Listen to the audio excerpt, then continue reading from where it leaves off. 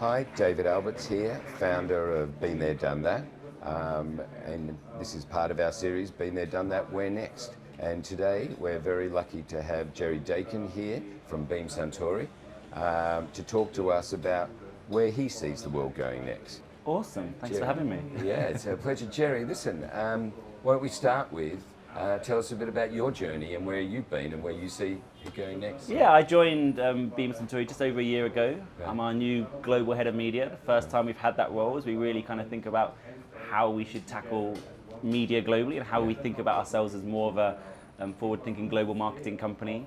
Before that, I worked in a bunch of global digital and media roles. I did some Haley on GSK, I did Duke Diageo for a while, and I did Mondelez. So I love the challenge we have, which is iconic brands, brilliant stories, great product, and we really want to make sure the whole world knows about it.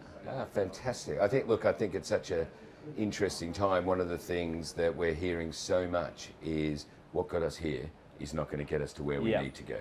Is that something that resonates with you? Absolutely, especially in media and digital media, where we've gone for the last 10, 15, 20 years, huge changes, programmatic buying and all of that.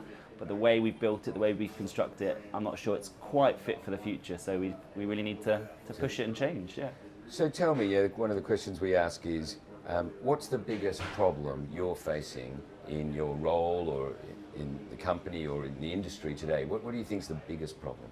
Well, one of the biggest problems I think we have a saying that we want the quality of our media to be as good as the quality of our liquid. And if you know, Suntory liquid, Maker's Mark, we make really good products, and we want the media that we buy to be as good quality. And the truth is that's quite hard in the modern industry. I think with traditional media, with TV, with print, it was much easier to know the placement you were buying, the adjacency, what you were showing up against. And I think when we look at digital media with programmatic buying, however you approach it, and of course, without getting too technical, there's been loads of phases over the year about viewability and attention and ways of kind of tracking where you are. But truthfully, there isn't that super powerful quality score. If you're not careful, your advert can appear on one of those celebrity plastic surgery slideshows. Right. And some of those tools will tell you it's as higher quality as the front page of the Wall Street Journal website. Yes. So how do we push our industry to really push beyond that? Partly because we want to buy a higher quality media for our brands, but also because we want to be investing in the channels that deserve it, in news, in quality entertainment, in minority voices. So yeah, that's a challenge we're trying to solve. And that word quality, just give me more of a definition for what do you see as a quality piece versus a non-quality? Yeah, we have a bunch of things that we think adds up to quality, some of which are more traditional media in terms of how much of the screen are we getting, how long of the screen are we on for.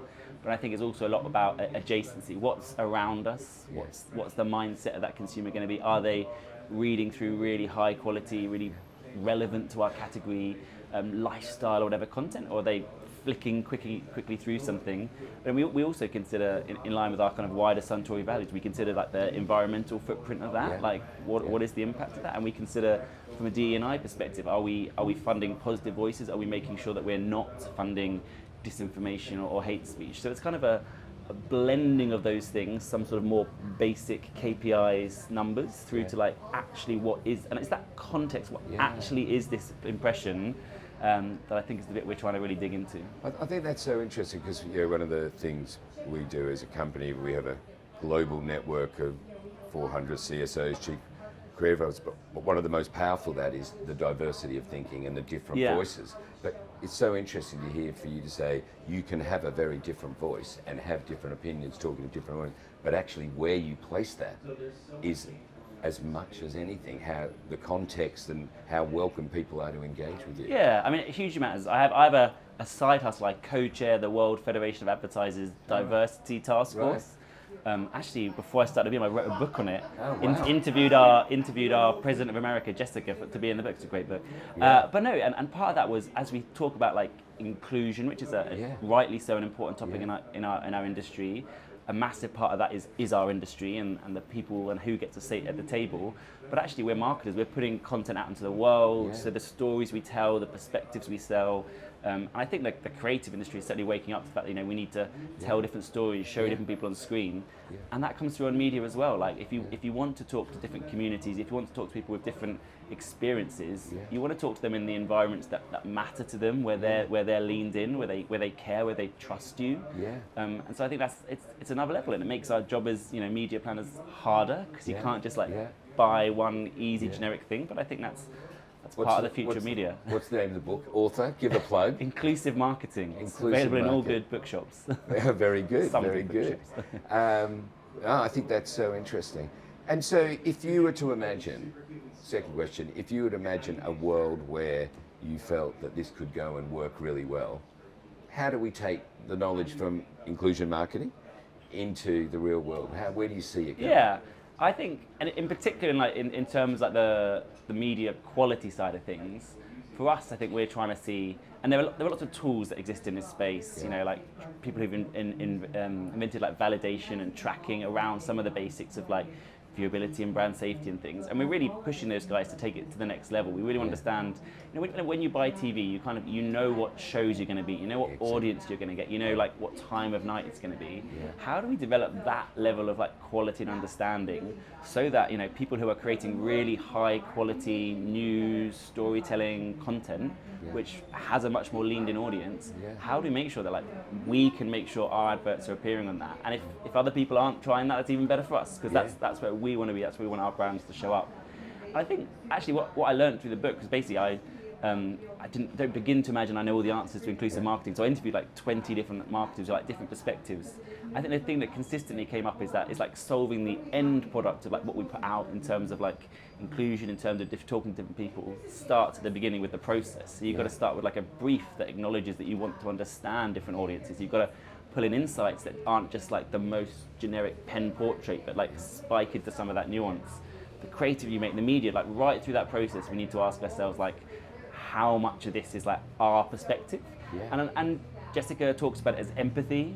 We talk about gemba, which is a Japanese word, which is kind of about being out with the consumer, out in the street, and very much like actually understanding the lives of our consumers, not just in lovely sunny bars, but in Middle America and anywhere in the world. Like, what is the actual existence, the life, the community? Why do people buy our products? What are they celebrating?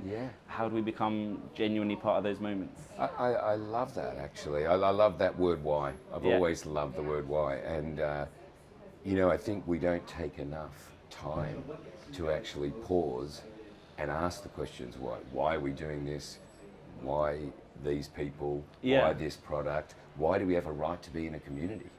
Actually, when I first joined Beam, one of the pieces of work that I most love, a wonderful lady called Jing, who leads like our analytics and insights, and her team did this fantastic piece of work, just genuinely looking at like different multicultural insights around how different consumers, some of the demand occasions, like what are the reasons they would drink alcohol, what are they celebrating, and what is different. And obviously there's loads of things that are the same. There are loads of ways in which people from very different backgrounds, very different lives celebrate in the same way. Also really interesting nuances, and that is starting to inform more of what we do in our content, more of what we do in our media. But it started with asking like why and making space for that. Well, when we first started working with Jessica and Beam Suntory, it was around Maker's Mark, when in lockdown, where suddenly your barmen were the people trying to explain the why to the people in front of them, and why they should buy this, not that. And that kind of all disappeared, which kind of put the responsibility back onto the brand, back onto understanding where do we pee and what are the vehicles that we do in. And we have phenomenal brands, and I don't just say that because I work, you go to the Maker's Mark distillery, you see the craft, the care, everything is still hand dipped, hand cut. And the reality is that as a media man, I want to tell more people that story. I want to tell more people about that and get it out there. And actually, one of the fascinating things about our business is we've often been constrained on the liquid we have, because we sell everything that we have. So that's why we're on this like premiumization journey to really build the value of our brands, be able to sell it at a higher price point, be able to sell more premium versions, and also to expand our capacity and reach more markets and more places. So from a media journey, it's really fantastic. Really interesting. So the final question, if you were giving advice to people out there, what's the first step to start you on this journey? I think especially in the quality media thing, it's looking at what you're doing at the moment. It's kind of an audit, and there are different ways to do it. I mean, the simplest thing is you ask your agency to give you a site list of every site you've ever bought on, and I'll give you a clue. If that list has 40,000 lines in it or something, you're probably buying some stuff that is not the highest quality in the world. And actually, just this week, their A&A in Cannes launched a new transparency study. Right.